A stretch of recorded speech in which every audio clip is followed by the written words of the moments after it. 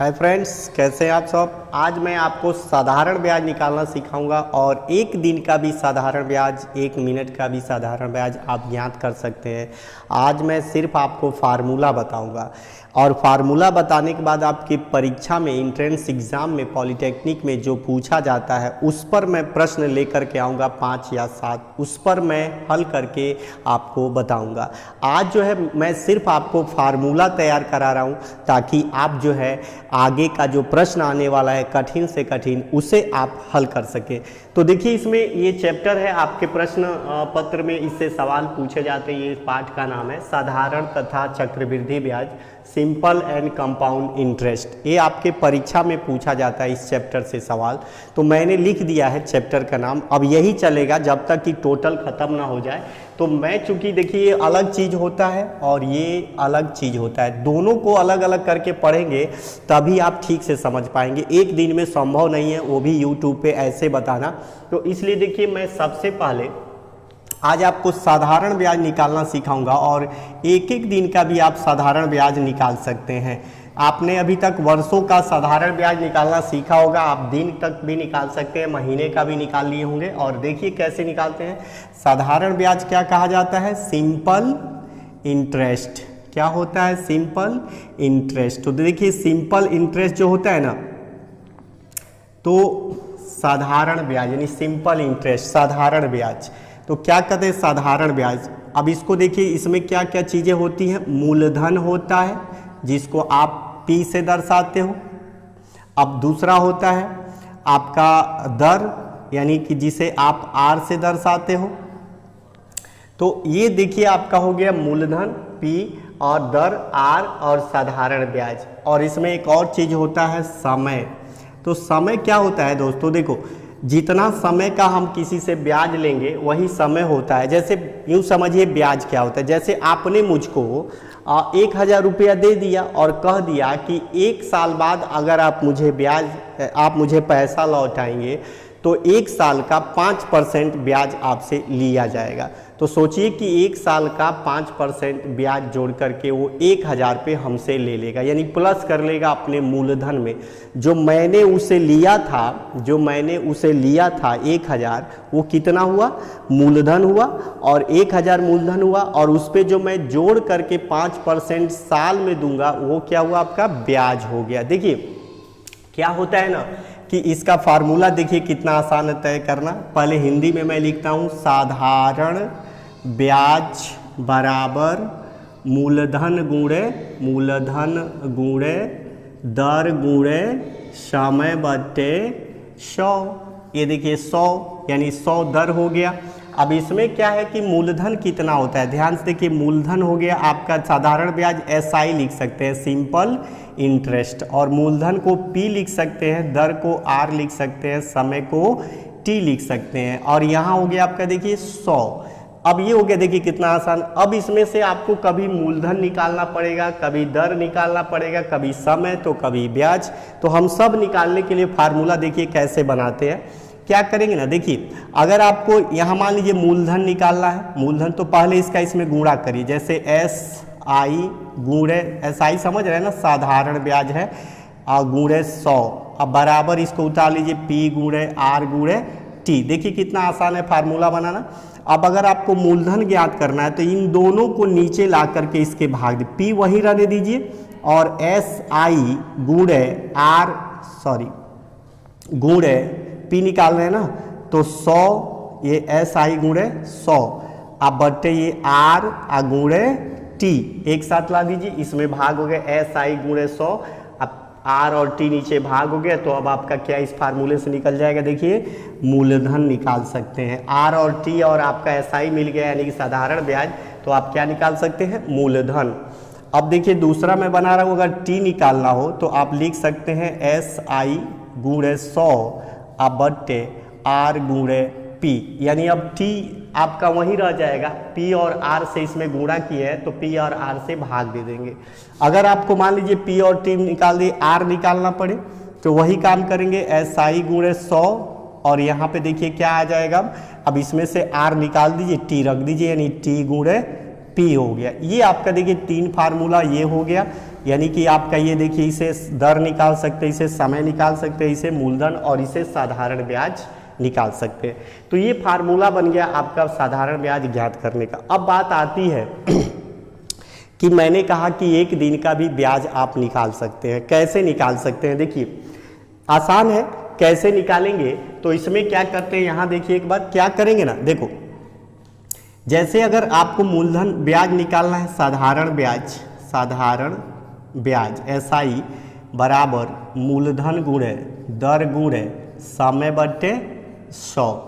तो क्या करोगे ना, मूलधन जैसे है अगर एक दिन का निकालना है, एक साल का निकालना है तो टी की जगह 1 साल रख देना, 2 साल का पूछे तो 2 साल रख देना। जैसे यहाँ अलग अलग करके मैं बता देना, ऐसे नहीं समझ पाओगे तो मैं इसको मिटा देता हूँ, आप लोग फिर वीडियो को रिप्ले करके देख लेना अगर सूत्र कैसे बन रहा है नहीं समझ में आ रहा है तो। यहाँ पे मैं चूँकि जगह कम है इसलिए ऐसे कर रहा हूँ, कैसे निकालना है। तो यहाँ देखिए क्या करेंगे ना, यहाँ पर अब आपको क्या करना होगा, अब देखिए अच्छे से समझाते हैं आपको।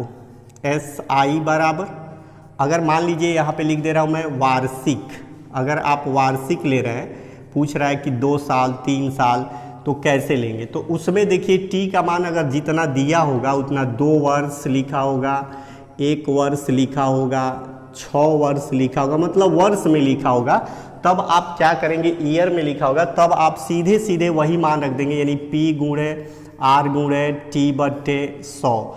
यहाँ अगर T का मान जितना दिया होगा उतना ही रख दीजिएगा, आसानी से आपका ब्याज निकल जाएगा। जैसे मैं यहाँ निकाला हूँ, कह रहा हूँ कि मूलधन है 1000 और आपको निकालना है मान लीजिए 2 वर्ष का, परसेंटेज मान लीजिए 5% दर है, यानी आपका R हो गया, ये आपका T हो गया। तो 1000 रुपये का 2 वर्ष का 5% के दर से कितना ब्याज होगा? तो देखिए यहाँ पे क्या करेंगे, P का मान रखिए 1000 गुणे R का मान है 5, T का मान है 2 वर्ष अब बट्टे 100। मेरे कहने का मतलब था कि हमने PRT यानी T जितना है उतना ही रहेगा, उसमें कोई बदलाव नहीं करेंगे।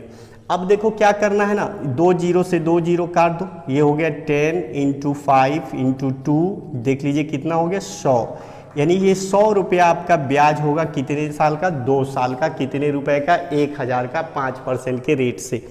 अब देखिए तो अगर इसके जगह पे कह दे कि भाई अब हमको जो है कि पैसा 2 साल पे लौटाना था तो अब हमको लौटाना है मान लीजिए महीना पे, ये तो वार्षिक हो गया।